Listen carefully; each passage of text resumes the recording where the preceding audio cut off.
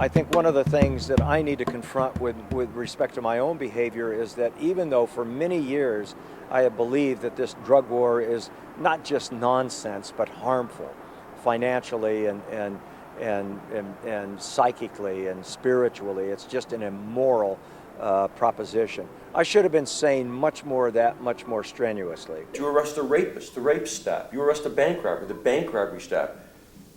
What have you ever seen stop when you arrest a drug dealer or a drug user? Nothing. Nothing changes. I would say arguably that the war on drugs has caused as much devastation to communities around this country, particularly low-income communities, as the drugs themselves. Under Prohibition, we have given the right to the criminal of who's going to supply the drugs to the United States, what kind of drugs are going to be supplied, and if they decide they're going to sell to 10-year-old kids on our playgrounds, by God, that's where they'll be sold.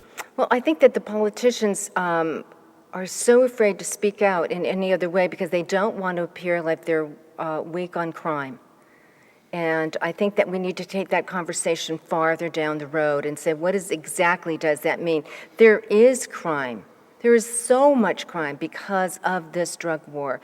Drug legalization is not to be construed as an approach to our drug problem. Drug legalization is about our crime and violence problem. Once we legalize drugs, we got to then buckle down and start dealing with our drug problem. And that's not going to be easy, but it's something we can do.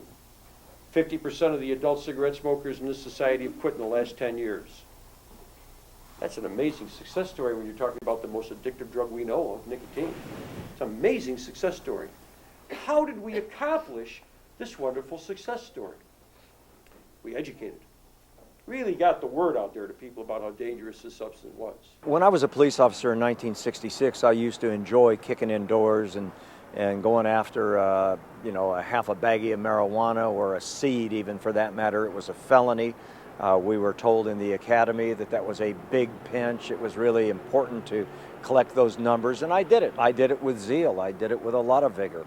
But after about 14 months on the job, having had a principal prosecutor slap me upside the head and question my understanding of the Constitution, I began to understand that the 17 or the 19-year-old kid I had in the backseat of my police car was not a criminal at all. It's amazing when you get youth groups together, whether it's in our churches or our communities, and how they talk about police abusing them and stopping them and frisking them. And my father was a New York City policeman, and the police at that point, many years ago, were the people we went to if we were in trouble.